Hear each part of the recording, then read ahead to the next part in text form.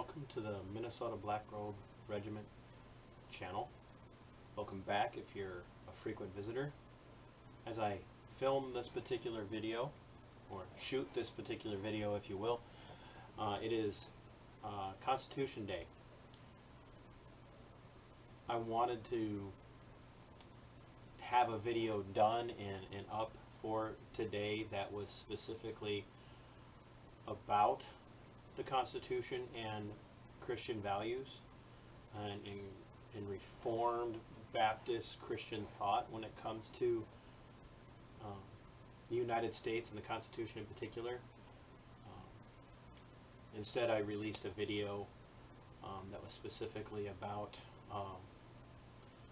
a NFL player who took a stand for another hero and decided to get that one put out. And so in the spirit of Constitution Day, I wanted to recognize Alejandro Villanueva for the stand that he took on his on the field on Monday during his game as a player for the Pittsburgh Steelers. In this video, I'm going to try and be somewhat brief for me. Some of you know I can be long-winded. But I'm going to read at least the preamble to the U.S. Constitution, then I'm going to read a passage from Romans chapter 13. It's kind of the go-to passage for Christians when it comes to talking about ruling authority and submission to ruling authority. And I'm going to do that specifically because those things go hand in hand for the Christian. And so while everybody else is addressing Constitution Day in Facebook posts and Facebook live videos and other, maybe this will be a nice break, and it'll be my thoughts about the Constitution of the United States on a day after everyone else has made their point. So the preamble to the Constitution reads, "We the people of the United States, in order to form a more perfect union, establish justice, ensure domestic tranquility, provide for the common defense, promote the general welfare, and secure the blessings of liberty to ourselves and our posterity, do ordain and establish this Constitution for the United States of America." Working off the premise that the Constitution is a living document, we have to understand that what the penners of the Constitution, what the founding fathers of the United States were really pushing towards, was not that future generations would approach the Constitution and interpret it differently every generation that followed them. They were working towards the reality, towards the truth, that the Constitution was going to be a document that wasn't subject to change lightly, which is why the process for amending or adding an amendment to the Constitution is so laborious. It's slow, and it's slow for a reason. Because when you start to monkey around with the inner workings of a republic, and we have to remember that, America, we are not a democracy. We were never intended to be a democracy. We are a constitutional republic. We are not governed by the masses. The masses are not to make the decisions in the United States. The Constitution is where the ruling happens in America, in the United States. The Constitution grants powers to particular branches, and in this case, in the United States, the executive branch, the judicial branch, and the legislative branch. And it grants those powers, and it appoints the people the power over which, it grants the people to be the power to subdue those three branches of government, when they are overstepping their bounds, when they are not acting according to the supreme law of the land. And this is a conversation that I have with people continuously, be they Christian in name only, professing Christians, actual confessing Christians, Christians who would align with me on just about everything. I have this conversation with them over and over and over. The Constitution of the United States is the supreme earthly authority. It's not the president. It's not Congress. It's not the House of Representatives. It's not the Senate. It's not the Supreme Court. It's not some bureaucrat in Washington, D.C. or a bureaucrat in your state house, in your state government. The supreme law of the land in the United States is the Constitution. It is the power of the United States, with the people being the next level directly under the Constitution. And from there, the elected officials and the judiciary, the executive branch, and all of that. So, why is that so important? Why am I talking about that today on Constitution Day? One, people aren't taught the Constitution anymore.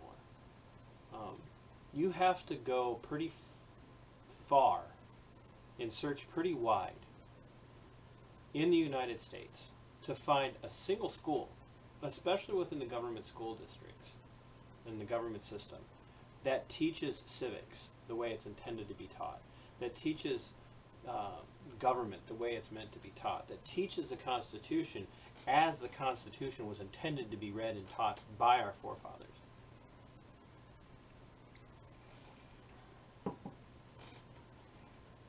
So we have this disconnect now.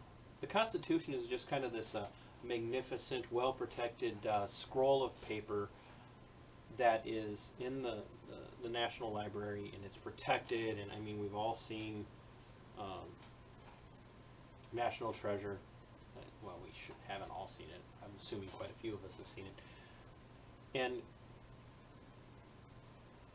it's this thing to be admired from a distance, but it's antiquated and it doesn't have any bearing on our lives anymore.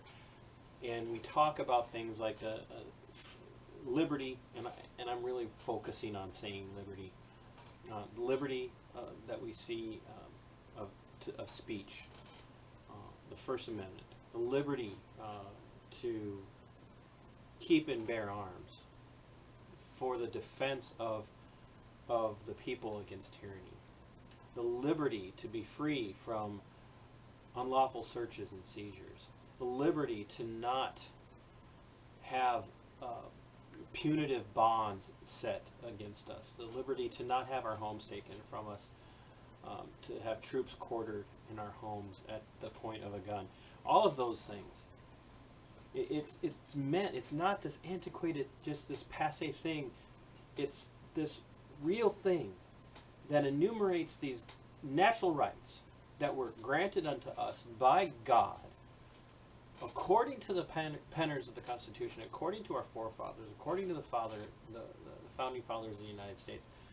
The Constitution is this living, breathing document that exists today to continue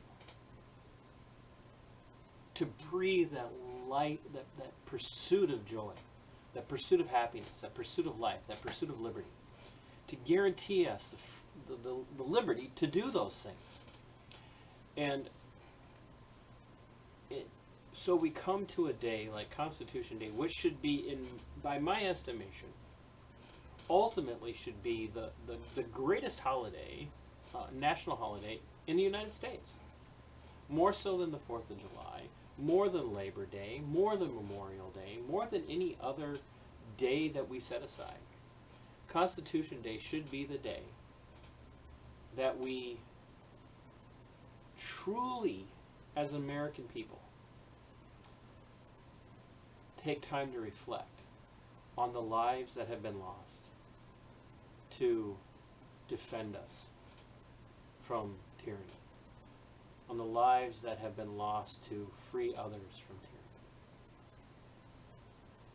on the lives and the sacrifices that were made to secure this once vast colony into a whole network of independent states. That's what this is the day. But instead we have days like Labor Day, and we have Memorial Day, and we have all, Veterans Day, and those days are great. But really they're just excuses for banks to be closed or people to not be at work. And this is the day that everybody should have been off work as much as possible. This is the day that everything should have been closed down. And people should have been home reading the Constitution. And in Christians especially. And so here's where I'm going to tie the scriptures into this. And I'm not going to apologize for reading, not from a computer screen, but I'm going to read directly from my outdoor open-air preaching Bible, and it's well-weathered. This was my daughter's Bible for a very long time. It's got left out in the rain, and somebody found it and returned it to me, so it's great. So I'm going to read from Romans chapter 13, and I'm going to read the first 7 verses. Let every person be subject to the governing authorities, for there is no authority except from God, and those that exist have been instituted by God. Therefore, whoever resists the authority resists what God has appointed, and those who resist will incur judgment. For rulers are not a terror to good conduct, but to bad. Would you have no fear of the one who is in authority? Then do what is good, and you will receive his approval, for he is God's servant for your good. But if you do wrong, be afraid, for he does not bear the sword in vain. For he is a servant of God, an avenger who carries out God's wrath on the wrongdoer. Therefore, one must be in subjection, not only to avoid God's wrath, but also for the sake of conscience. For because of this, you also pay taxes, for the authorities are ministers of God, attending to this very thing. Pay to all what is owed to them, taxes to whom taxes are owed, revenue to whom revenue is owed, respect to whom respect is owed, and honor to whom honor is owed. So, boy, that really sounds like we're supposed to be in submission and subjection to our individual governors and our mayors and our county boards and the sheriffs and in Congress and the Senate and to the judiciary and ultimately to the president. But see, that's not the case in the United States. I agree 100% that God appoints all authority. But God appointed the Constitution of the United States to be the supreme authority in the land. And the reason that I say that is because that's what the Founding Fathers intended. See, the Founding Fathers knew something that I think we've forgotten. And there's the old saying that absolute power corrupts absolutely. When human beings are left to their sinful proclivities, to their sinful devices, and they're then put in positions of power, they want to keep that power for themselves. I don't care if it's a leftist, I don't care if it's a conservative, they have a tendency to want to stay in power. That's why so many people fight term limits. That's why we put term limits on presidents back when FDR was president. We didn't want a king for life. George Washington very specifically and very explicitly said he did not want to be king. He didn't even want to be president. The first president of the United States did not want that position. To him, it wasn't an honor. It was a terrible burden. And the Constitution recognizes that. And so the Founding Fathers, the penners of the Constitution of the United States, Thomas Jefferson and others, they didn't have a desire to be in positions of authority for the rest of their lives. They were statesmen.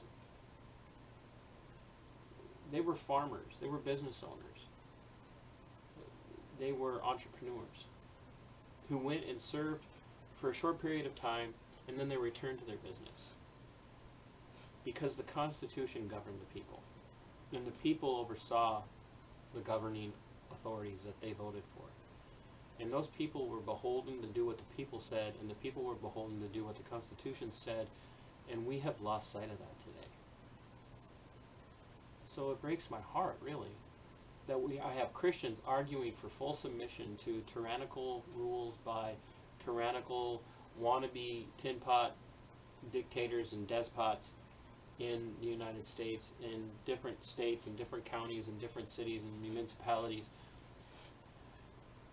talking about, well, we need to be protected from a virus, we need to be protected from this, we need to be protected from that, and so we have to have security, we have to give up some freedoms. No, we don't.